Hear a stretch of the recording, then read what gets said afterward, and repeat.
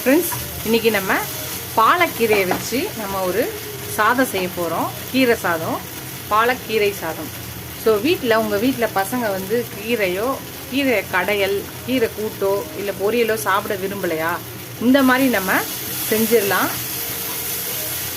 இந்த மாதிரி செய்யும்போது அவங்க விரும்பி சாப்பிடுவாங்க. கொஞ்சம் கூட சாதம் மிச்சம் வைக்காமல் சாப்பிட்ருவாங்க. இது நம்ம லஞ்ச் பாக்ஸ் ரெசிபிக்கு கூட நம்ம இதை ரெடி பண்ணிக்கலாம். ஒரு மிக்ஸி ஜார் எடுத்துக்கலாம். அதில் ஒரு 3/4 கப்பு இல்லை நம்ம கையில் ஒரு கைப்பிடி பாலக்கீரை, அதை நல்லா கழுவி பொடியாக நறுக்கி வச்சுருக்கேன், அதை போட்டுக்கலாம். ஒரே ஒரு பச்சை மிளகாய், இதையும் போட்டுக்கலாம்.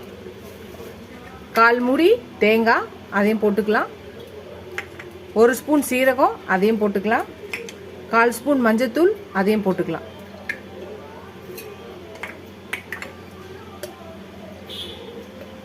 கால் கப்பு தண்ணி, அதையும் ஊற்றிக்கலாம். இது நல்லா பேஸ்ட்டாக அரைச்சி எடுத்துகிட்டு வந்துடலாம். 1/4 கப்பு தண்ணி ஊற்றிருக்கோம். ரெண்டே ரெண்டு மிளகு போட்டுக்கலாம். ஒரு 1/4 ஸ்பூன் சால்ட்டு போட்டுக்கலாம்.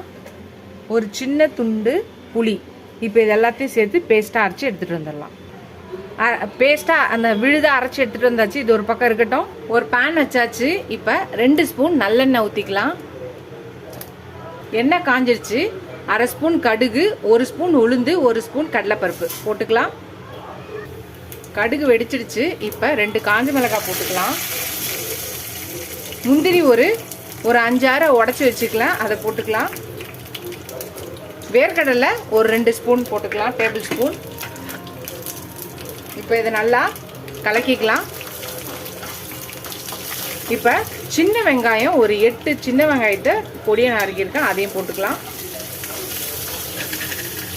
கொஞ்சோண்டு கருவேப்பிலை போட்டுக்கலாம். இப்போ இதையும் சேர்த்து வதக்கிக்கலாம். கொஞ்சம் பெருங்காயம் போட்டுக்கலாம், இதையும் சேர்த்து வதக்கிக்கலாம். இப்போ வெங்காயம் இதெல்லாம் வதங்கிடுச்சு. இப்போ நம்ம கீரை அரைச்சி விழுது இருக்குல்ல, அதை ஊற்றிக்கலாம். இப்போ இதையும் சேர்த்து நல்லா வதக்கிக்கலாம்.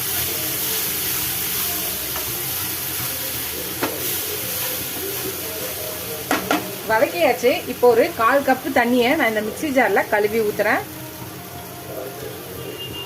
இப்போ இதை சேர்த்து நல்லா கலக்கிட்டு,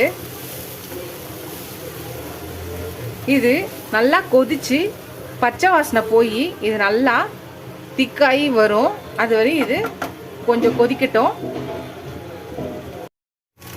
கீரை வந்து வதங்கியாச்சு.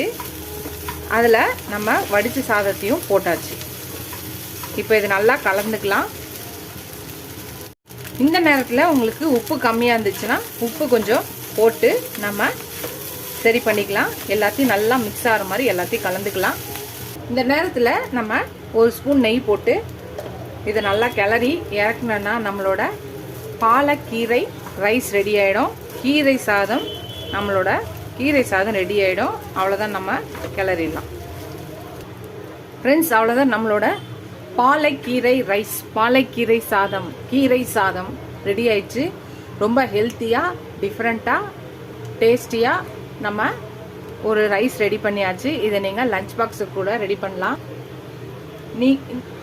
பசங்க சாப்பிடல, நீங்கள் வருத்தப்படாதீங்க. கீரையெல்லாம் இந்த மாதிரி செஞ்சு கொடுத்தீங்கன்னா அவங்களுக்கு தெரியவே தெரியாது இது கீரை சாதம்னு சொல்லிட்டா. இது ஒரு வெரைட்டி ரைஸ்ன்னு அவங்க நம்ம வச்சிடலாம். ஹெல்த்தியாகவும் கொடுத்த மாதிரி நம்மளுக்கு ஹாப்பியாக இருக்கும்.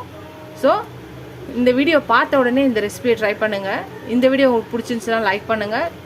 ஃபஸ்ட் டைம் என் சேனலை பார்க்குறவங்க சப்ஸ்கிரைப் பண்ணிட்டு பாருங்கள். ஃபுல் வீடியோ பாருங்கள். உங்கள் ஃப்ரெண்ட்ஸ்க்கு இந்த சேனலை ஷேர் பண்ணி சப்ஸ்கிரைப் பண்ண சொல்லுங்கள். Keep supporting my channel, keep வாட்சிங் மை ஃபுல் வீடியோஸ். நீங்கள் எவ்வளோ சப்ஸ்கிரைப் பண்ணுறீங்களோ அவ்வளோக்கு என்கரேஜிங்காக இருக்கும், சப்போர்ட்டிங்காக இருக்கும். புது ரெசிபிஸ் போட ஹெல்ப்ஃபுல்லாக இருக்கும். இதோட அடுத்த வீடியோவில் அடுத்த ரெசிபியில் பார்க்கலாம். டாட்டா, பாய் பாய் ஃப்ரெண்ட்ஸ்.